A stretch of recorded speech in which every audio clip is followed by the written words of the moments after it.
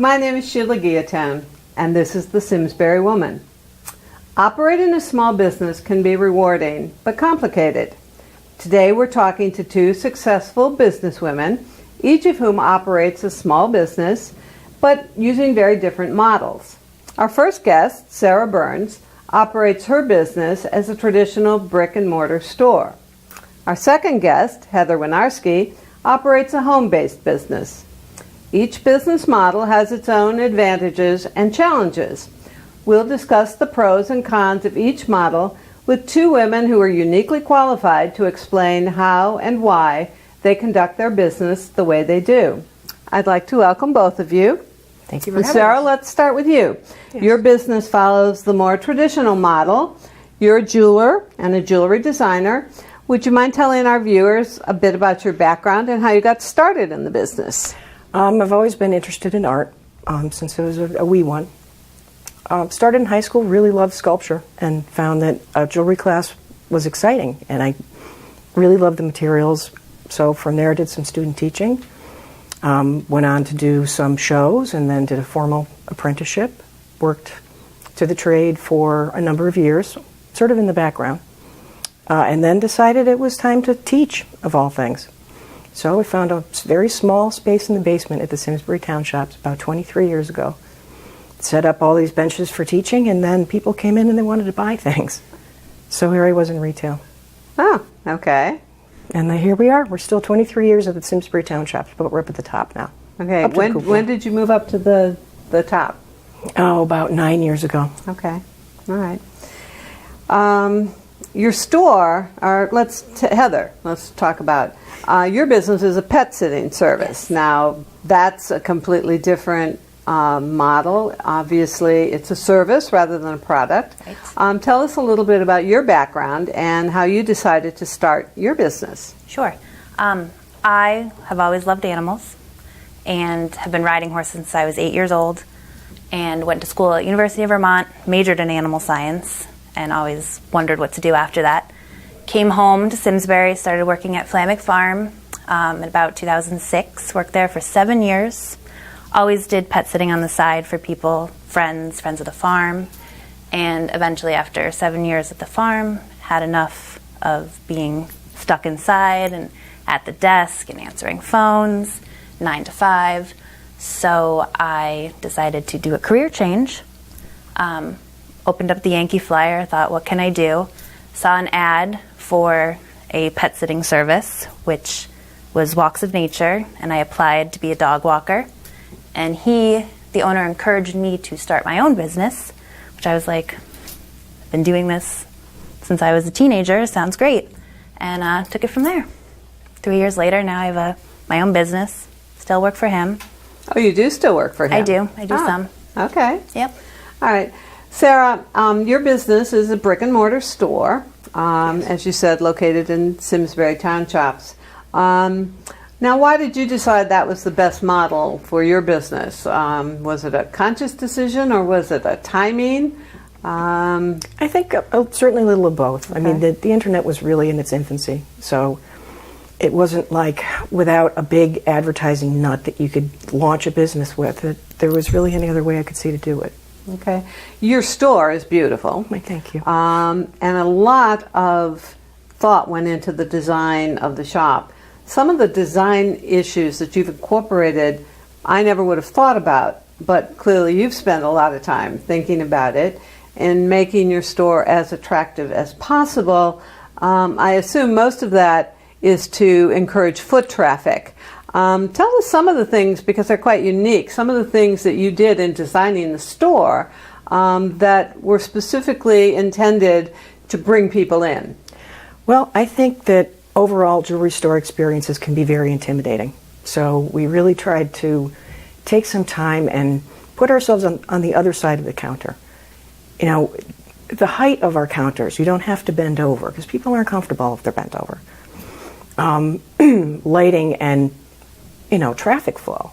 If it's comfortable and you know where to go next, I think it's a better experience overall. We used a lot of food colors, actually. There's chocolate and vanilla and mushroom, paint colors, certainly vanilla, a lot of vanilla. Also, even just the tactile part of it. We have really squishy padding underneath our carpet. So, it's little subtle things that are all part of the experience. Plus, I work with some incredibly wonderful women that are not scary at all. Okay. Heather, you chose a home-based business model. It's a service business, so I assume that's why you chose that model. Yes. And that's been successful for you. The internet obviously yes. was around when you started your business. Yes. And we're going to talk about marketing in a little while, but I assume that the fact that you could get clients online probably Yes. had a lot to do with. Yep, basically online and cell phone. all I Okay, need. so you're one of those people who runs your I'm entire attached to my business cell phone, from yes, your cell phone. definitely. Okay.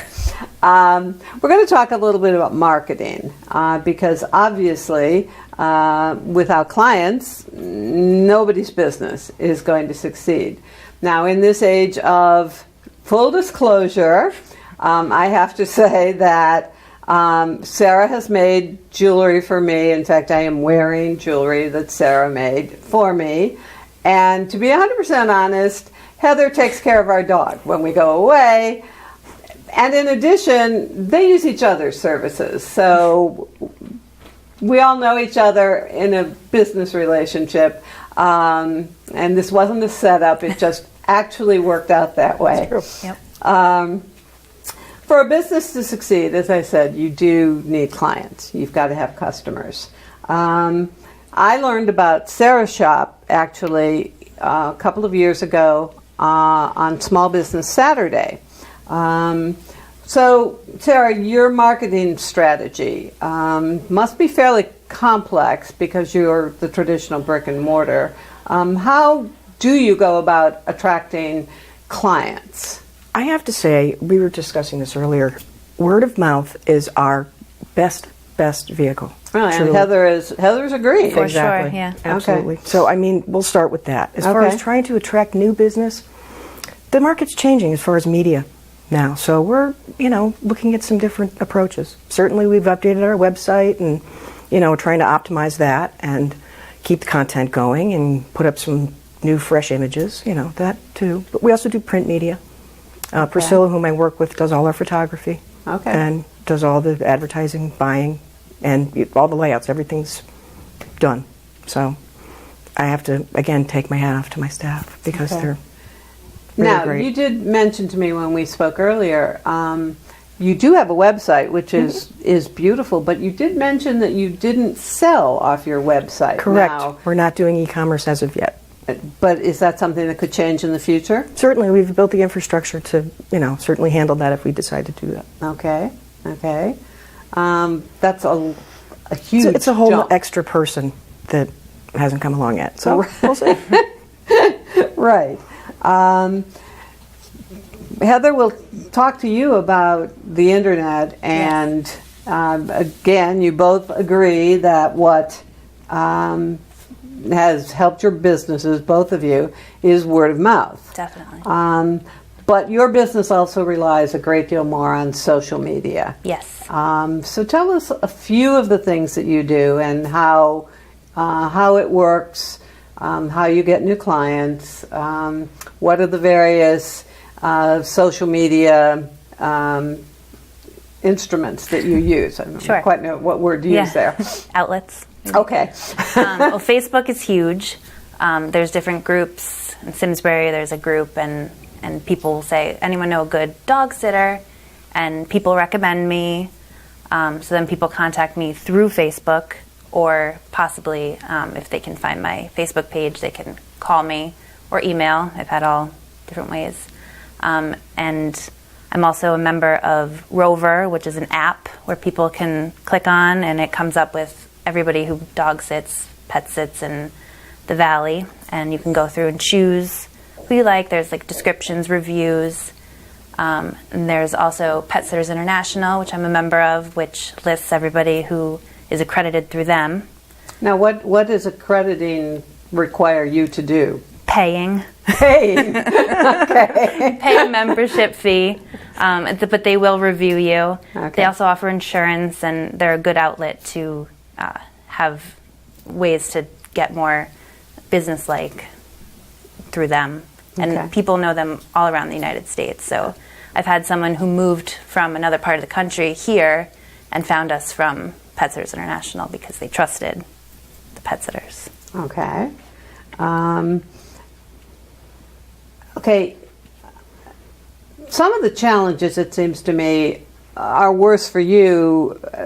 Someone walks into your store and, okay, it's a person. You're required to, however, to go into other people's houses, and Yes. that must pose something of an issue. Tell us a little bit about, do you have to do, I assume you don't do background checks, but what do you do to make sure that where you're going is not going to be problematic or worse, dangerous? I always meet with the dog and the owners at the house before I take on any business. So I always meet with all of us together in the house to meet the dog, to meet, see the neighborhood, see where I am. And if I don't feel comfortable, I will say, this isn't going to work out, and there's plenty of other people that I can give recommendations and just make it easy for people to feel comfortable and me to feel comfortable where we are. Okay. You do mostly dogs and cats, but Not always. not always. I understand that you have, in fact, some unique experiences. What else do you, you mentioned you rode horses, so. Yep. Horses have always been in my life, so I do have a lot of dogs, horses that I take care of. I stayed for a few weeks in the middle of the winter on a goat farm, which was Okay. rough. Okay. Yep, we had to do our own plowing, and basically had to be a farmer for the 2 weeks I was there. I've also worked with donkeys, goats, and a cow on a farm, and chickens, plenty of Okay. chickens. So these all qualify as pet Oh, they are sitting. very much people's pets. Okay. Very much. Okay. Have you ever had a bad experience? Have you ever been bitten? I've never been bitten. Yes. Good idea. I did have one time. I had a blind, deaf pit bull that I was taking care of, and I followed all of her instructions. She had a huge email. I was reading the whole thing. Brought the dog outside, and the dog would not go back inside. Oh. Would not, for nothing. So I was there in tears, trying to get the dog back inside, reading over the email, calling her, and I was up in Southwick. I was stuck up there for a long time trying to get that dog inside. How far afield do you actually end up going in terms of geography? Southwick, Farmington, Canton. Try to stay in Simsbury, Granby, North Granby. Okay. So pretty far. Okay. Now, your challenges in terms of customers are going to be different. But, I mean, I assume because you're right on Main Street, the probability of someone walking in, although these days the probability of someone walking in who might seem threatening or dangerous could happen. I guess any Have you ever business had- that could happen? No, actually, really Okay. not. We don't buy gold from people, just walking around. We don't do that. So Okay. that makes our model quite a bit different, actually, than some of our colleagues. Okay. So we just don't tend to attract people that are desperate. So Okay. that's kind of One of a way to put it. One of the things that you talk about, and I know you've spoken about this before, is the aspect of generational marketing. Oh, certainly. Tell us what that is and why that's important to your business. Well, I think this even comes back to the word of mouth thing. We've been here long enough that we've seen people's children grow up and have children of their own, and see them get married and have families, and that part. Pardon me. That part is that these are significant pieces for significant points in people's lives, and they get passed down to generations hence. So, we're kind of custodians in a way, just keeping that going. Even if it's restyling something that someone's inherited, it's been worn, it needs some tender loving care to get it back to being serviceable. So, that sort of transcends generations, I think, too. Okay, so you have people who come back, I bring in my grandmother's whatever, which yes. isn't really attractive today. Right, but or it's broken or you worn make it- out. Right, we can turn it into something brand new Okay, that suits your lifestyle, that fits you. okay. As a jewelry designer, I have to believe that, and I know I've seen some of the pieces that you've designed and they're quite beautiful, but I bet Thank you. that you could tell us a few stories about some of the things that people might want that perhaps might not be as appealing to everyone. Everyone's sensibilities are different. Yeah. I have built some very interesting custom pieces for some very interesting people. Pizza rings, giant pizza rings, big rodeo buckles. I've, all the way from your typical Tiffany Platinum setting to some crazy stuff. Out of some interesting materials, too, that are important to the people, things they've brought back from trips, things that they've dug up in their backyard or they found on the beach, or, but that's part of their story. Okay, okay, And part of mine, too, sometimes. okay. Are there trends in jewelry that you have to be aware of? Oh, certainly. It's like fashion, like anything. Time marches on and what's old is new again. Okay. We're seeing yellow gold coming back again. Really? For 20 years, it was like we hardly made anything out of yellow gold. Really? A lot of this micro pave halo stuff is in. Which Okay, you're going to have to explain that. It's taking lots of little tiny diamonds and putting them around a bigger one or ones with all these little tiny prongs. So it looks almost like it's paved in diamonds, thus the word pave. Oh, it's pave. French for Okay. pave. Exactly. Okay. Interesting. Mm-hmm. Okay, so you have to follow the trends and be it's prepared sort of- to design Yeah. what people... Do they come in like we do with a hairdresser with a picture? Oh, yeah, here's my Pinterest, here's my phone, here's my thing. But this brings up a good point. Now, because of digital reality, these pieces that are drawn up on a CAD machine don't ever have to exist until someone wants them to be brought into the three-dimensional reality. So Okay. that's really kind of changed how we're able to match what's already available even to what our customers' needs are. Okay. How do you go about sourcing? If someone wants something special, a special stone, how do you go about sourcing? I mean, I assume you have... We have vendors from all wholesale over the people. world. Okay. Yes. So you can get something... The rarest of the rare. And Okay. the most beautiful things. I mean, I deal with people that I've dealt with now for a very long time that are very serious about this. I mean, they source this. They go to Brazil. They go to Colombia. They go there, buy these gems, and come back. Really? So we have, everyone has an area of specialty to a certain point. Right. So this is the Alexandrite guy, and this is my sapphire guy, and this is my diamond guy. And, we can kind of mix and match what's available with what we need to find. Okay. Okay. You must have some interesting stories of things that have happened with some of your clients. I know A few. our dog gives you some interesting challenges. Tell us some of the strange things that happen when you are taking care of someone else's beloved pet who has quirks. Is that a good word? That's a good one. Your dog needs his 8 o'clock bone Yes, she every does. night. She knows what That's time 8 true. o'clock is. She's got a clock in her stomach. Yep. I do have one dog who the owner told me, do not be late feeding her 3 o'clock dinner because she has a cuckoo clock. When it goes off 3 times, she knows it's 3 o'clock. Oh, that's funny. Yep. I have another dog who gets in the car and we drive to take her walk, and she gets her 2 pretzels in the car. If she doesn't get her 2 pretzels, she's not going to be a happy dog. And you can tell. I mean, the dogs definitely, they know the times, they know what they expect, so the routine's very important for them. Okay.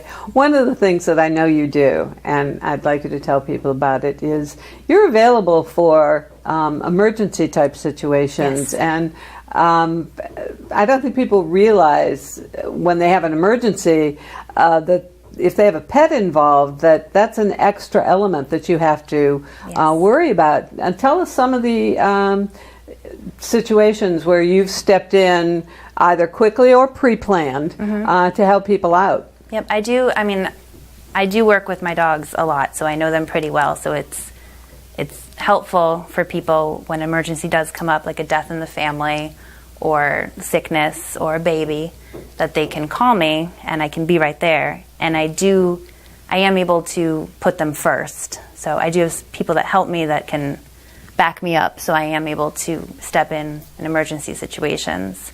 I've had people who've had to go out of town last minute, say, can you come right now? And I'll be there.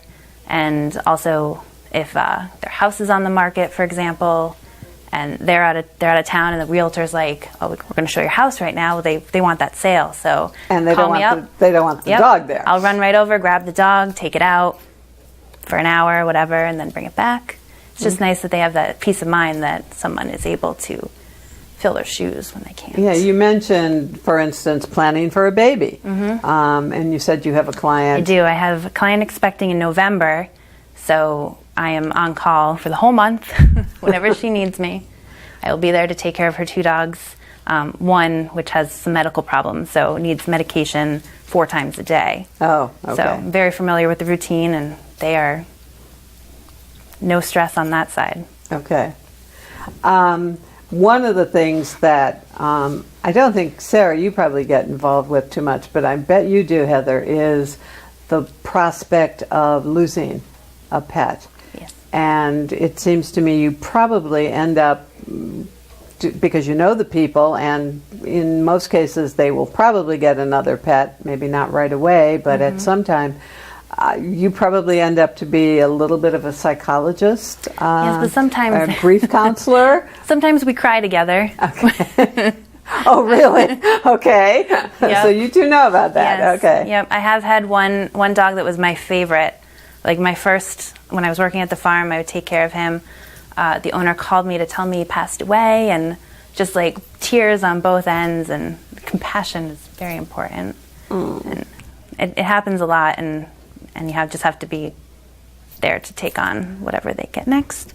I work with rescues, so sometimes I recommend to go check out the rescue that might have a dog that fits. Since I know them, and I knew their dog, it's good to recommend a different dog for them. Insightful. Yeah, I can't imagine that that it turns up in the jewelry business that much. Although maybe it does if someone has died. These things are loaded. Okay, they are just things, but we assign them great emotional weight.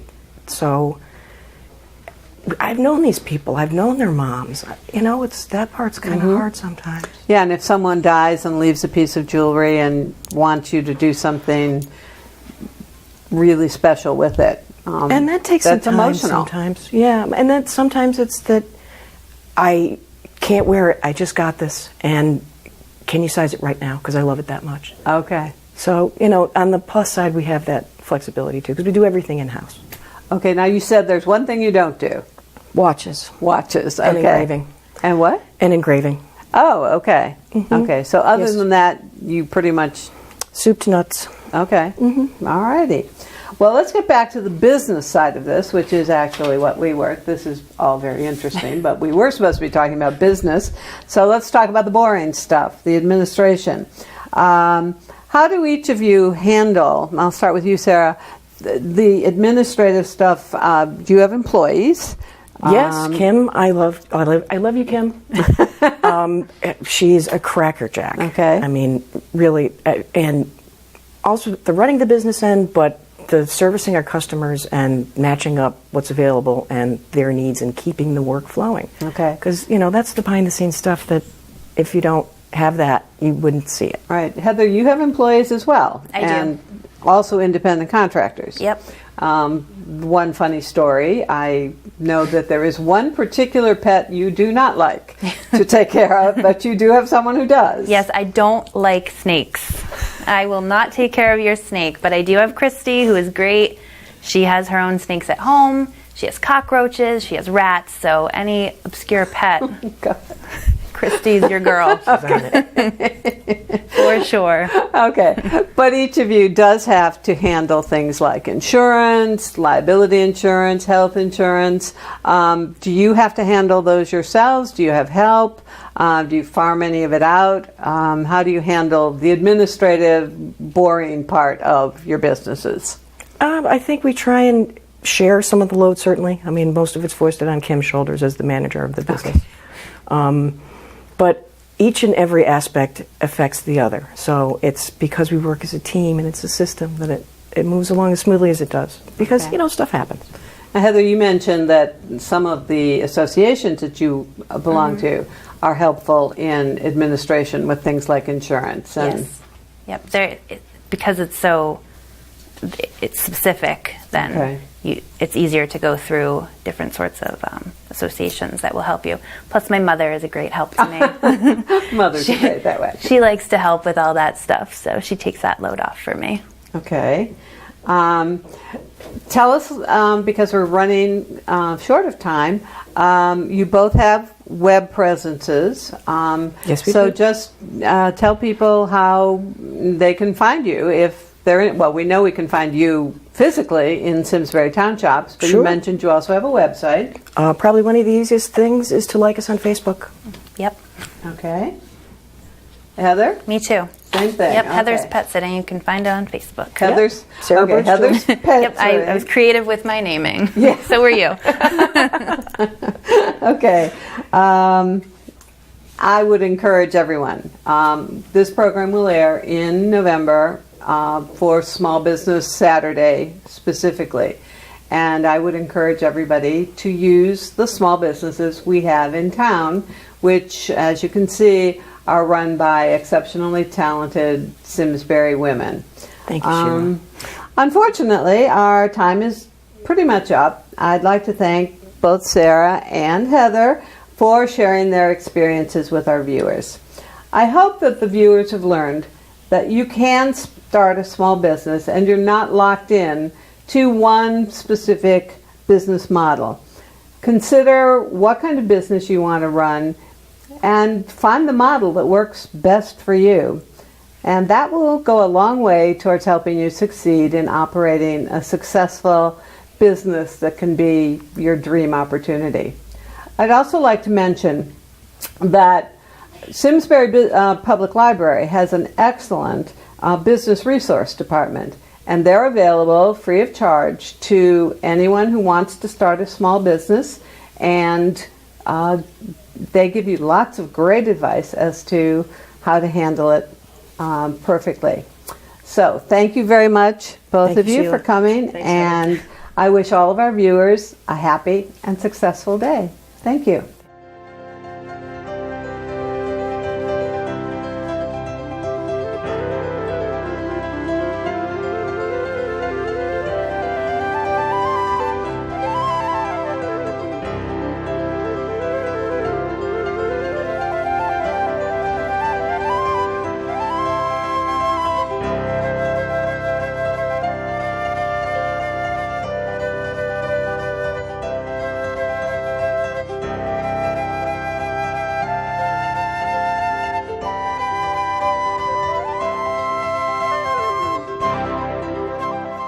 Funding for Simsbury Community Television is provided in part by contributions from viewers like you.